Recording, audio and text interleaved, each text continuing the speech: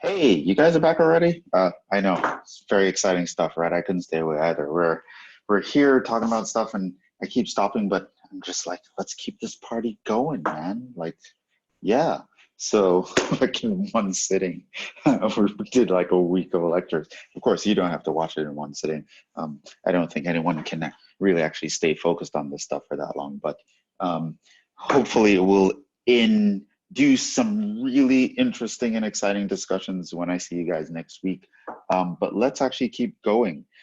So we were talking about antiderivatives last time, which looked completely different from the previous thing we were talking about. Let's actually just jump into it right now. And again, you shall listen to the soothing sounds of my voice doing math, because obviously I'm a little bit delirious at this point, as you can probably tell.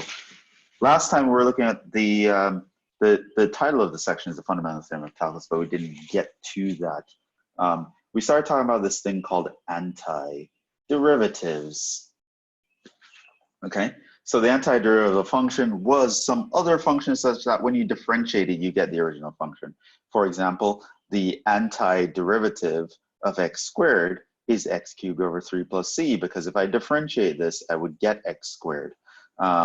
So we spoke about notation for that. It's that guy, which looks like the definite integral, but there are no numbers on the integral sign. We'll talk about that connection shortly, presently. And this will be the general notation, but of course your formulas, the functions involved can be very specific functions if you know them. Totally some note how to actually write down this notation, where the dx should be, as well as this was some of the most important parts of the last lecture, is to actually know these formulas. Very, very important. You need to know those 4 formulas. Now, we actually did some examples where we're working through problems using those formulas and how to actually compute antiderivatives of various functions. And in future sections, we're going to learn how to compute antiderivatives for things that are a little bit more complicated than this. But first, what I want to do, which I think that's all we're going to do in this lecture, and we'll kind of wrap it up afterwards, is to bring everything full circle, connect this, what I spoke about in the last lecture, to the lecture before that, where we were talking about finding areas under the curve as a stepping stone to finding the area of irregular shapes. And we did a bunch of stuff when we talked about the definite integral, which is a measure of the area under a curve, quote unquote. And then I went into this whole thing about antiderivatives, and the notation used was very similar. So now the question is there a connection between these two? Obviously there is. Just the foreshadowing alone would kind of tell you that the fact that we use such similar notation for these two ideas, the antiderivative and the definite integral, why are they, how are they connected, is what we're going to be exploring. So that's what I actually want to talk about right now, and it will all culminate in something that is called the Fundamental Theorem of Calculus, a very beautiful and important theorem. Without further ado, let's actually get into it. I want to go back to an example, the same one that we actually used to motivate the idea of how we were going to solve the rate problem, by the way, the idea of slope. So remember we had that object, right, that was going against time and distance, right? So we had distance in miles, we had time in hours, right? And we had this object traveling at constant speed over the course of 3 hours. And in that course of time, it traveled 150 miles. And then we looked at what the slope of this line would actually mean. And we computed the slope of this line, and we saw that the slope of the line equals the rate of change of the object.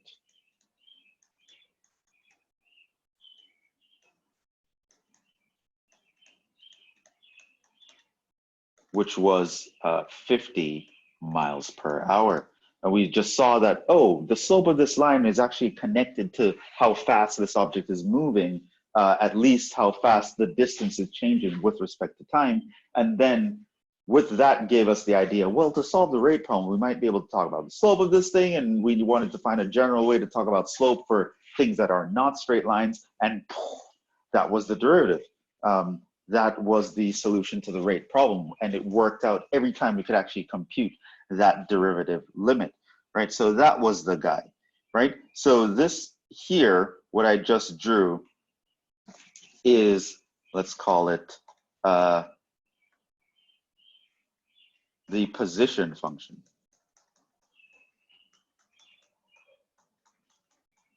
Right?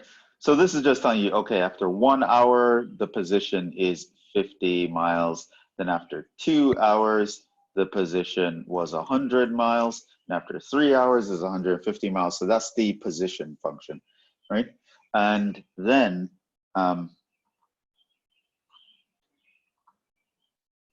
move this. I want to move this over a little bit, but I keep getting these guys in the way here.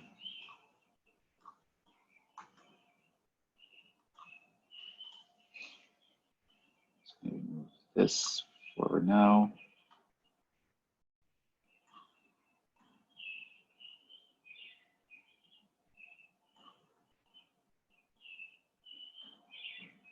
This over here.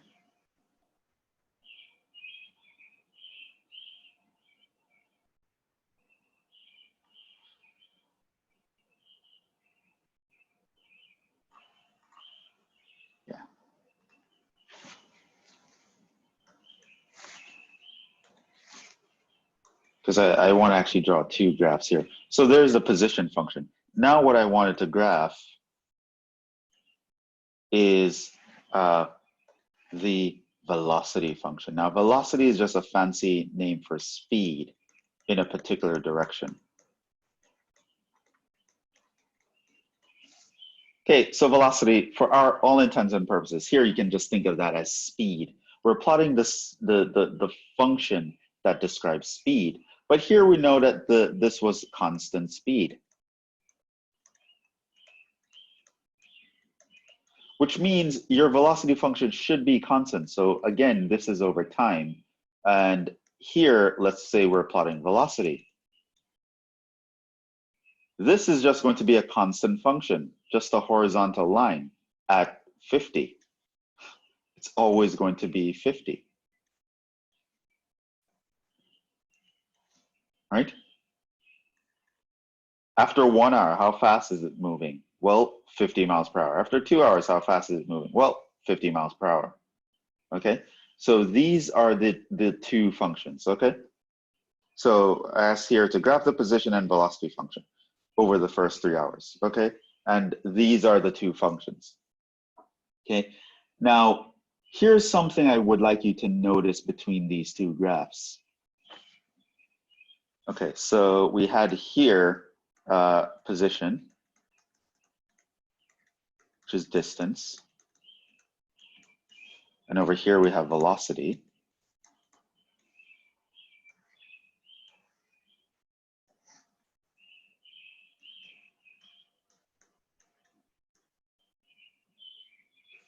So I'm going to call the variable for this S, right? So this is S and this is T. I'll probably talk a little bit more about why I called it S later. And velocity, so this is V versus T. And that's a horizontal line. Now, here's something. If I were to ask you, between the hours of 1 and 2, right? If I were to ask that question, between t equals 1 and t equals 2, how far did we travel?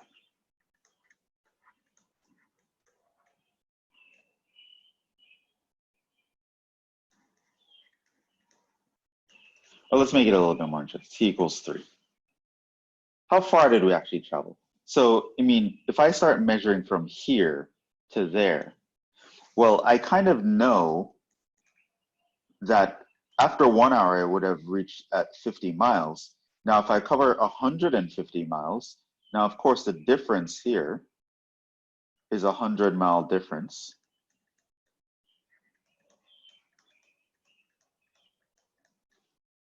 So, of course, that would kind of lead us to the answer. I know that the answer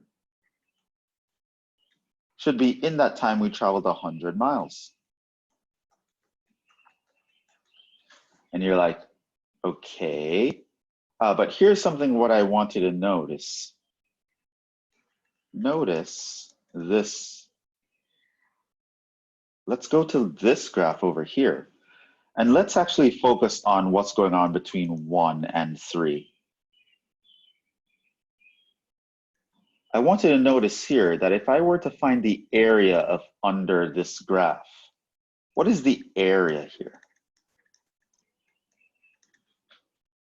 Well, it's just a rectangle where the height is 50 and the length of this rectangle would be 2, right? The difference between 3 and 1. So in other words, the area is 100. Now, technically it's 100 miles per hour times hours, so the area would actually be in miles, right? Because it would be, let's the unit of area here. Let's talk about, let's make this a little bit more. So this is 100 miles per hour times hours. So that is 100 miles. Gasp. Coincidence?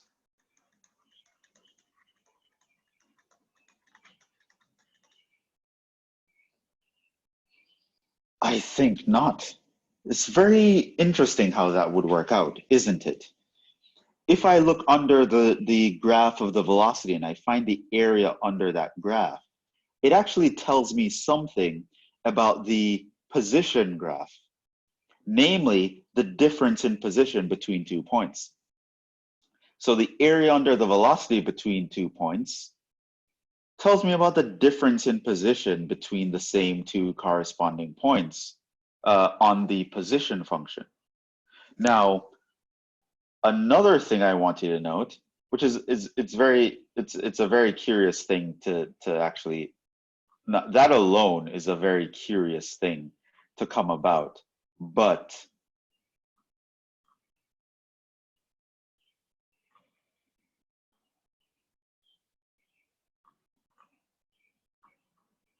another thing I want you to note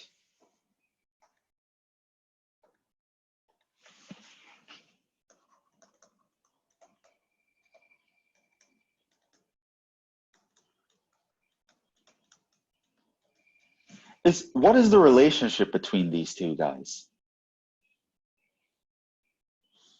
The velocity, this is the slope of the position, right? I just talked about the slope of this line. In other words, to go from this picture to that picture, I would have found a derivative. The derivative is the connection. In other words, what I'm saying is velocity, or let me put it using terminology that we're using in this section. So I'll start with position. Position is the antiderivative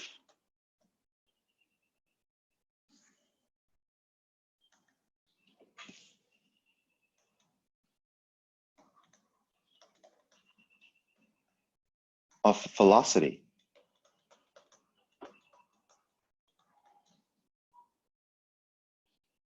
And we saw just now that if I take the area under the velocity graph, call it V of t, on the interval 1, 3,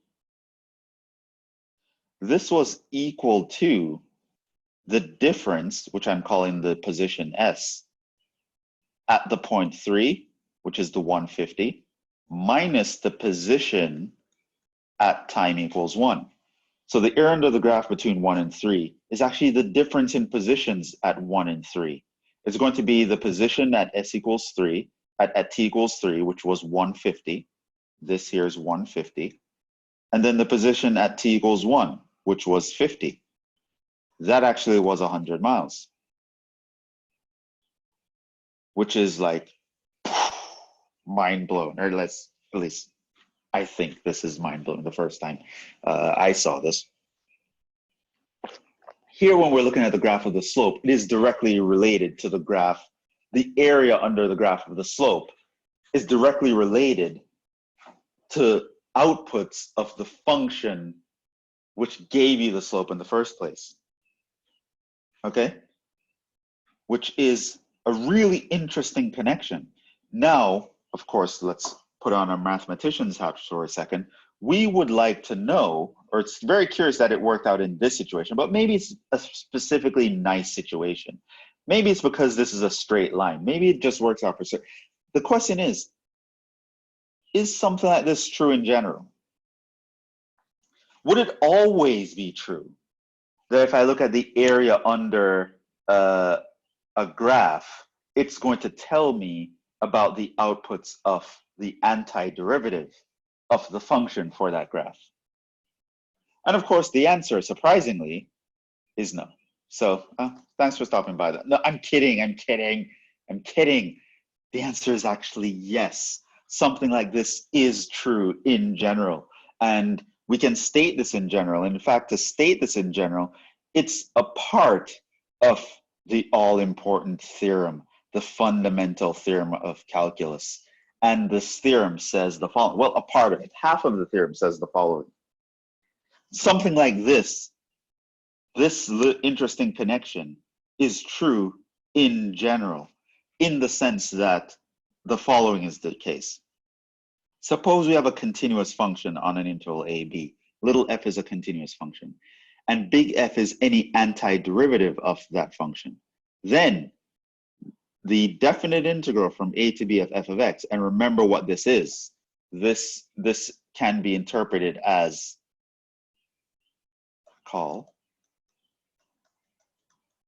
this is the area under f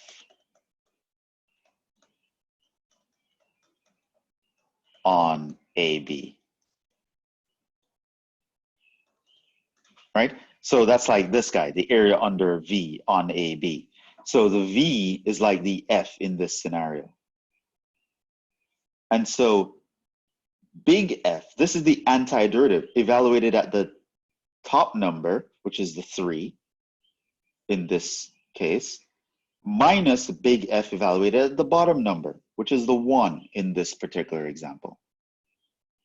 So we're saying the area under a graph on AB is equal to the antiderivative evaluated at the upper limit minus the antiderivative evaluated at the lower limit. This, ladies and gentlemen, is called the fundamental theorem of calculus. Now, why is it so fundamental? Well, I think I actually brought that up later down. Okay, so remarks, there's another part of the theorem that says this. However, you don't need to worry about that, what it means or anything like that. It's important, don't get me wrong, but it's just not in our syllabus. It's not something that we will care about, knowing that part of it. Another thing that might come into play here is I introduced this one first and I mentioned this second. So for us, I would call this part 1 and that part 2. It's worth mentioning, though, that some people might call this part 1 and that part 2. And this one way you can interpret this is that the derivative and the integral kind of cancel each other out and give you the original function. A lot of people find that to be the more fundamental idea.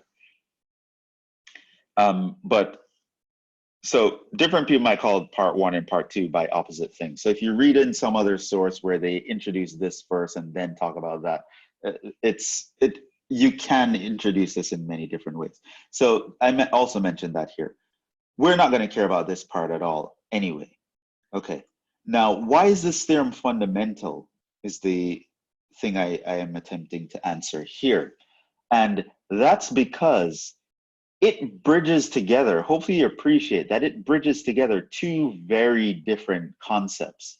One, it connects area to derivatives and antiderivatives. In other words, what this theorem is saying, the fundamental theorem of calculus, is that finding areas and finding rates of change are inextricably linked. They're actually two sides of the same coin, which is crazy. Like, it's crazy that that would even work out, that that's even a connection that would be. Like, why in the world would area have anything to do with speed, right? Like, the area under this graph is related to how fast some other graph is moving. And whenever that graph is connected to this graph through a derivative relationship, like, why is it that that would even be a thing? That is the fundamental theorem of calculus. So I mentioned calculus was all about solving two problems, right? There was the rate problem, figuring out how fast things are changing, and there was the area problem, figuring out how much space something takes up. And for centuries, these two pursuits were thought as separate. They had nothing to do with each other. You had a bunch of calculations and a bunch of math that dealt with this thing over here, figuring out how fast something is moving. Then you have another bunch of calculations and a whole bunch of math and a whole different kind of thought process that deals with how much space something takes up. So the space question is about, oh, take this shape, cut it up into little pieces, add up all the pieces together, and come up with an approximate area for the shape. And the speed thing was, hey, try to generalize slope by using a limit to inch closer and closer and turn secant lines into tangent lines. These are two very different thoughts, very different thought process. One is like inching closer and closer to something in order to turn a secant line to a tangent line. And one thing is like adding up a bunch of numbers to get some other number that has meaning to you. Why would these things even be connected? It's a surprising fact that they're connected. And this is called the fundamental theorem of calculus. So it really bridged together two different areas of math that on the surface might look like they have nothing to do with each other. But it turns out that they are connected, and they're connected by that formula and this formula. But you can come up with these two very complicated concepts, and through two short formulas, summarize a connection, a surprising connection between them.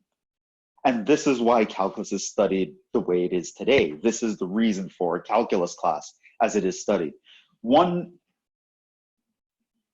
thing that makes this fundamental, and this is kind of starting to go into the third point here, which is more philosophical and is a matter of opinion and a matter of something that I would find beautiful, but I think I'll share it with you guys anyway, is that because of these equations, because of these relationships, because of these connections, we are now in a situation where we can study one type of problem by studying the other type of problem. In other words, I can study the rate problem by studying the area problem and vice versa, because these are really two different sides of the same coin. Doing one is like doing the other one in reverse. What that means is I can study one while studying the other. And the more knowledge I gain in one sphere is the more knowledge I gain in another sphere. So this is kind of one takeaway that I think is a little bit elegant here. And this is something that we've been doing more and more as time goes on. Knowledge is often thought of as separate things. You know what I mean? And even in today's world, we have this thought, oh, you know, the arts is different from the sciences. They're not connected. You know, I'm a science person. I'm not an arts person. Or physical education is not connected to math. And a lot of people say, why would I need to know math? It has nothing to do with my life. There's no connection here. And that thought process, that belief that these pools, like different pools of knowledge, would never have anything to do with each other, is limiting and very dangerous. And I think the fundamental theorem of calculus is just another way of saying, you know what? Knowledge is important. The more you know, the better, because you are going to find surprising connections as you go through life and you learn different things. And you'll find that oftentimes things that you don't think have anything to do with each other will actually be deeply connected. There are a lot of times where you'll come across knowledge in your life where you're thinking, this is not going to help me. It's not important. But in pursuit of that knowledge, you have no idea how all the benefits that could happen. Life is strange and it's beautiful, and there are connections that will work out that are surprising and extremely useful, and it can enhance you in surprising ways that you wouldn't have never thought of. You would never think that me focusing on this thing can help me with that thing. And there are so many things like this in life. Like, for example, focusing on your health and your well-being can actually enhance how well you learn, how well you do in your career, etc. Right? So different pools of knowledge, they are connected, and they can be very intimately connected, and you not even be aware of it. So I think that's one lesson, a philosophical lesson that we can take away from the fundamental theorem of calculus. Things that are seemingly different on the surface can be connected. So learn all you can and try to expand your knowledge as much as possible, because you never know where there might be a problem that you need to solve, where the answer is in some other sphere of knowledge that you don't even realize is connected. And there are many problems in life that are solved this way, and in math specifically. So another problem that I mentioned to you guys a while back was Fermat's last theorem, and how it took like 300 years for this to be proven. And Andrew Wiles, a mathematician in Cambridge, proved this in the mid to late 90s. In order to prove it, he actually went into a whole other sphere of math and proved something over there that would actually mean Fermat's theorem is true over here. So by studying a completely different area of math is how we solve this problem over here. And things of that nature happen all the time. It happens all the time in mathematics, which is why collaboration and interdisciplinary studies are so important, because of the thing that the fundamental theorem of calculus indicates to us, that different bodies of knowledge can be linked, they can be connected, and they can be surprisingly beneficial to actually know multiple things, multiple ways to do something, multiple schools of thought, multiple ways of looking at problems, looking at things from different angles, and kind of trying to find virtue in everything. So that's a little bit too much rambling, but I thought that would be pretty cool to actually just mention. It's just one thing that I find interesting. Okay, but that's, of course, you don't have to have an opinion on any of this, and you can just believe that everything I just said was utter nonsense. That is okay. That's one of the things that I take from this, and I just thought I'd share that with you guys. So, fundamental theorem of calculus. You need to know that theorem. Now, you don't need to know how to prove it. I'm not going to show you how to prove it, even though in the 1206 class I did prove it. If you're interested in seeing the proof, you can watch my 1206 lectures, but in this class, that is outside of our scope. Nor do you need to know this part of the fundamental theorem. You need to know this one. Now, why is this one also important? Now, you should remember that last time, or 2 lectures ago, we spoke about computing this guy. Now, we could compute it in the finite case where we only had a few rectangles. However, this thing, how did we actually compute that? Now, it turns out we can compute this directly, but it's really, really annoying. Again, I did this in my 1206 class, if you would care to even look at that, but you don't have to. You'll see how that can be annoying.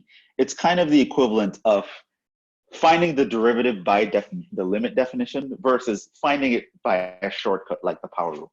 They're 2 different things. So this would be how you should compute the definite integral based on theory. However, the fundamental theorem of calculus tells us we can compute the definite integral by doing this instead. And this thing we learned how to do last time. That is just finding antiderivatives. That is just using these four formulas here to reverse a derivative rule. So in the event that we know how to reverse the derivative rule, we can find the area under a graph. And that's what this part of the fundamental theorem of calculus tells us. Now, let's actually look at some examples of doing just that. Let's compute some definite integrals. So these are integrals with numbers on the integral sign. Okay. Now, one thing before, well, I'll mention it. I'll probably mention it while doing this. Or do I want to mention it now? Maybe I'll mention it now. Okay, just because. Okay. So by the way, FYI.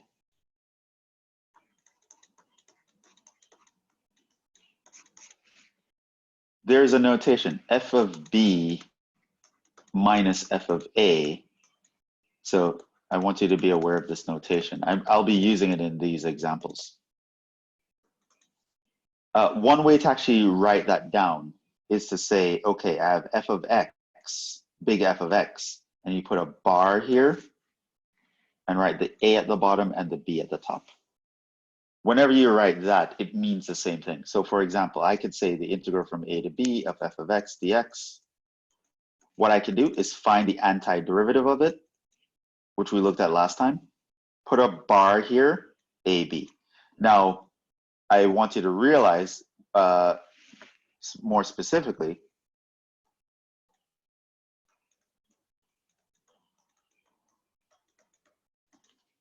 no plus c in this scenario.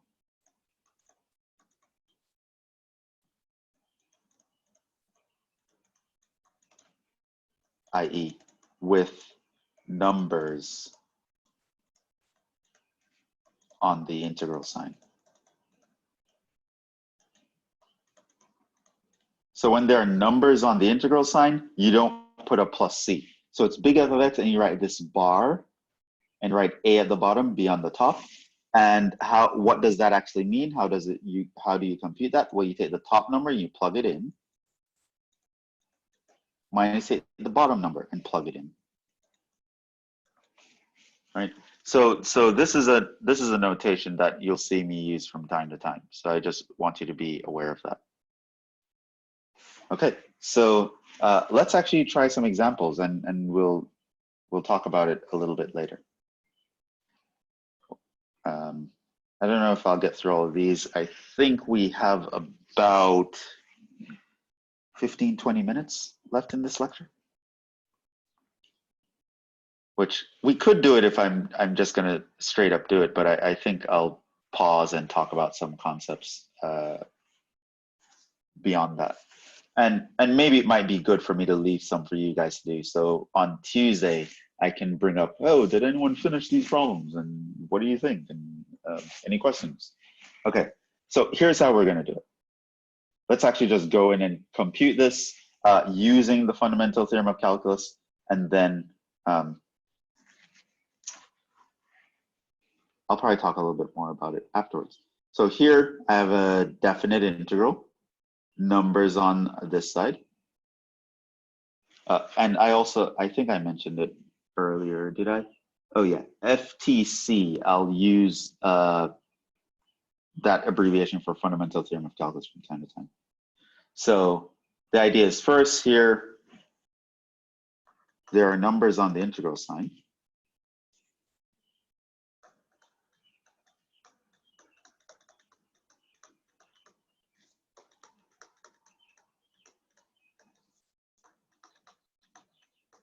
So we'll use FTC, right? Now remember what FTC says this guy is actually equal to.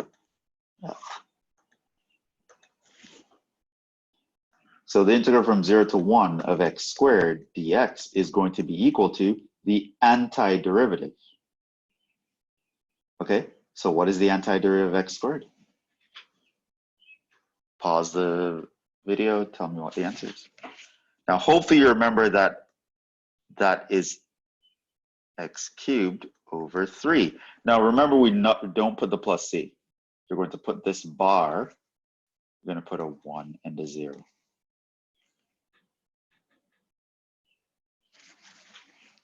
Okay? Now what does that mean? Well, you take the big F and you plug in the 1 minus, you're going to take the big F and you're going to plug in the 0. And technically, this should be in parentheses, but it's only one term, so you don't have to worry about it. This, in fact, is just 0. And so your answer is a third.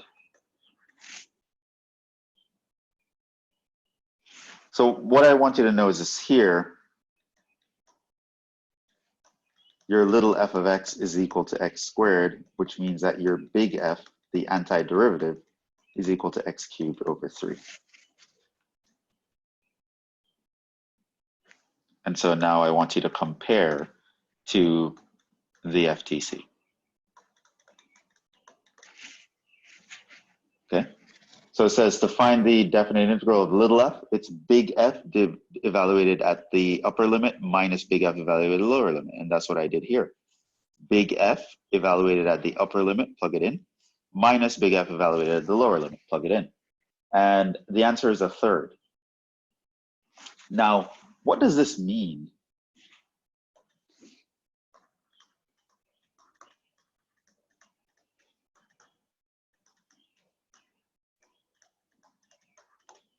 This meaning the answer a third. How do you interpret that?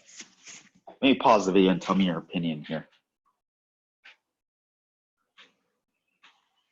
Okay, well, it is the area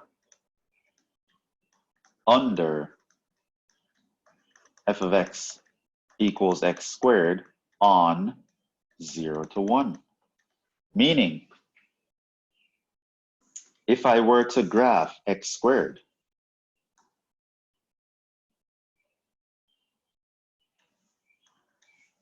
this is y equals x squared. And I look from 0 to 1, and I ask, what is this area? This area is equal to a third square units. So that answer, what it means is area, okay? At least geometrically, that's what it means.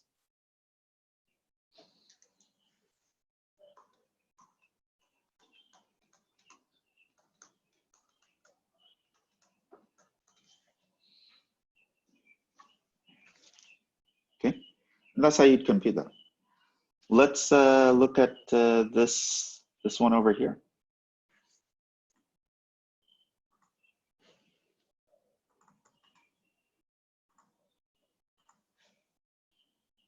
Okay, so we're going to do the same thing.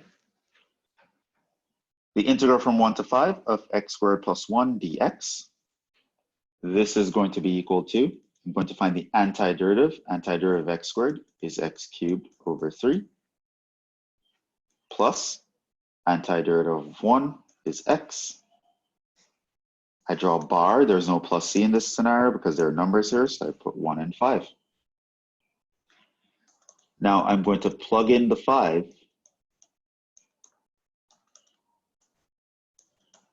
minus, open brackets, plug in the 1.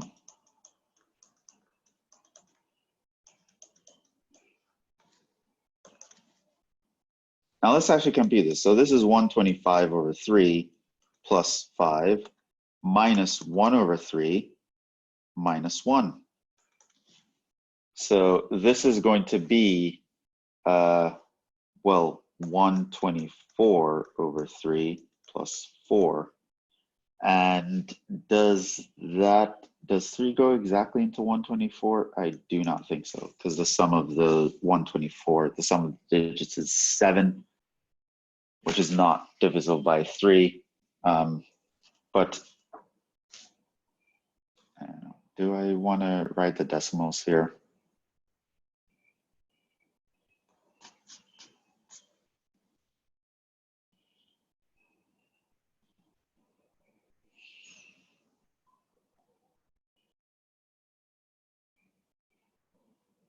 So it's really 45 and a third, right?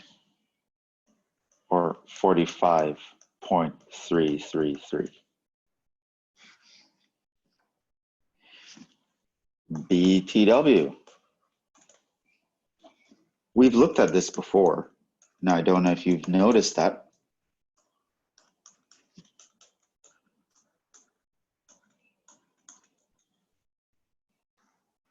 The Riemann sum examples.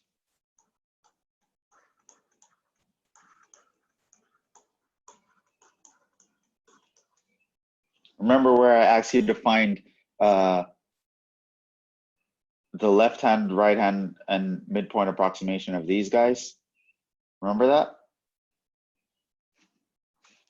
That was this function, x squared plus 1, on the interval 1 to 5.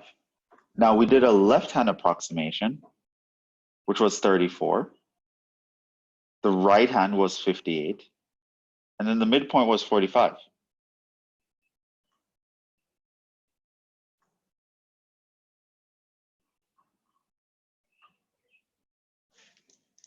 Right?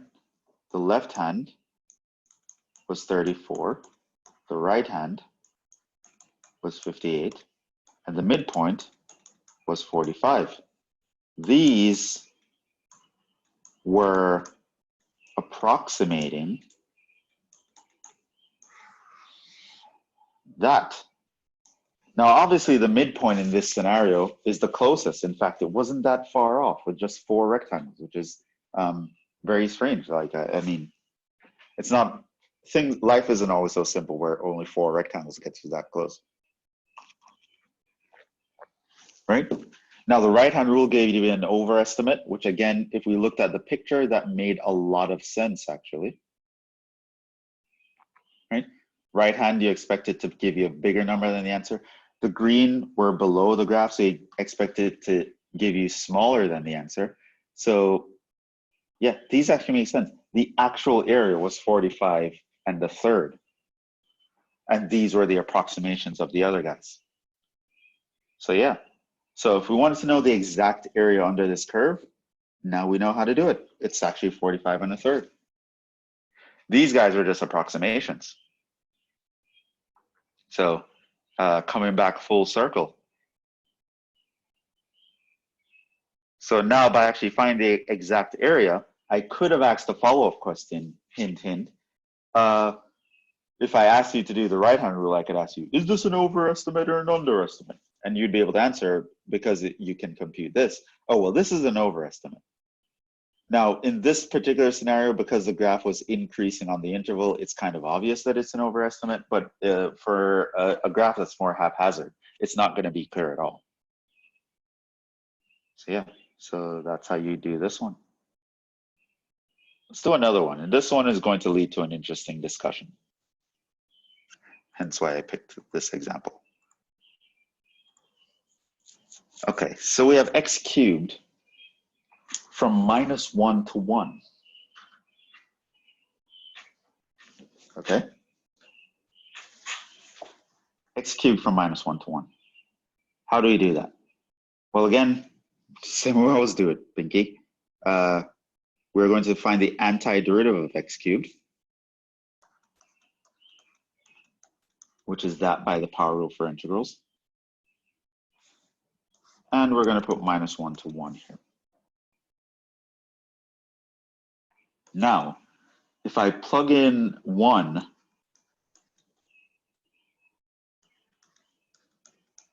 minus plug in -1, what is the answer here? The answer is 0. Curious. Is the area under x cubed 0 here?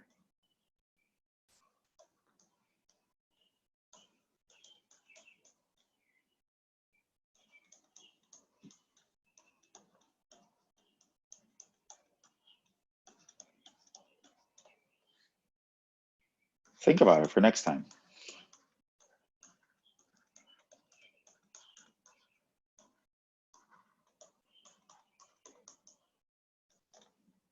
maybe come up with a general.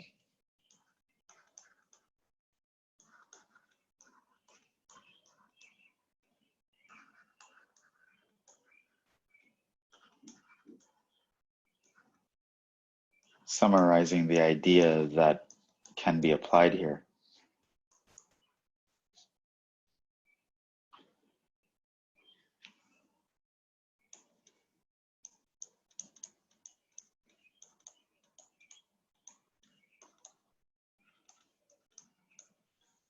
Why would the answer be 0? In what other cases would you know that the answer is 0?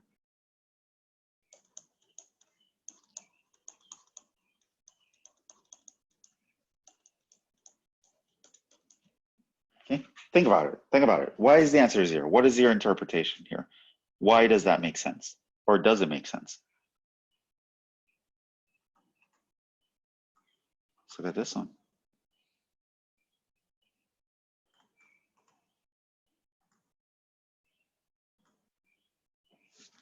So this one's not so bad. It's again x squared, but this one's from -1 to 1. Now, we know that that's x cubed over 3 is the antiderivative between -1 and 1. What I can do is I can plug in the top number minus plug in the bottom number. Now in this case, -1 cubed is -1 times -1. I get plus a -1, so I get a third plus a third. In other words, there's 2/3. Now, believe it or not, there's something interesting about this answer. It is in fact double the previous answer. It just copies the third over and over again. There's another thing at play here. So I would say, consider the same question. There's something strange going on here that I want you to actually think about. A general way to actually express what's going on. What do you think? In the meantime, let's look at this one.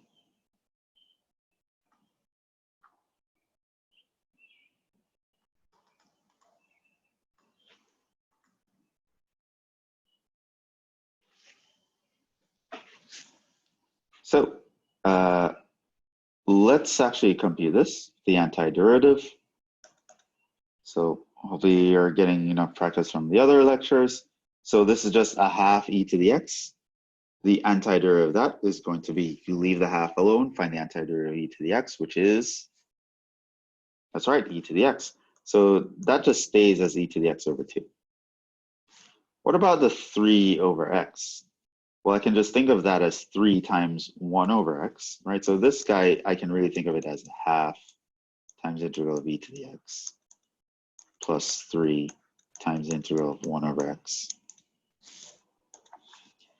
What's the integral of 1 over x? Hopefully you said ln of the absolute value of x. And so that's 1 to 4. So what we're going to do is we're going to plug in the 4.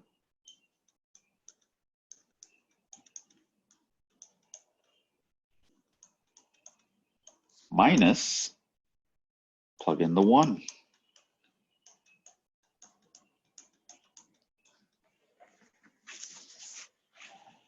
So this is just e to the 4 over 2 plus 3 ln. Well, absolute value of 4 and 4 is the same thing. Minus e over 2 minus 3 ln of absolute value of 1 is, and 1 is the same thing. Now, this you can simplify. What is ln of 1?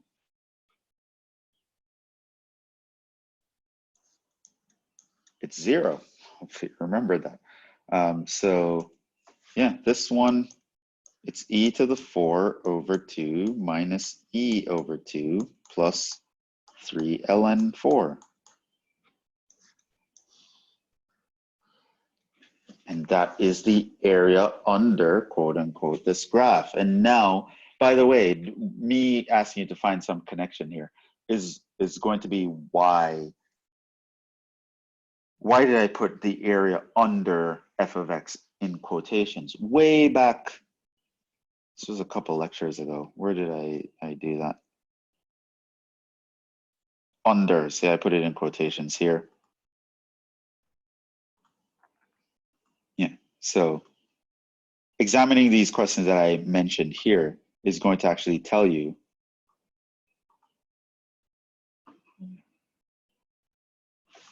get rid of this guy.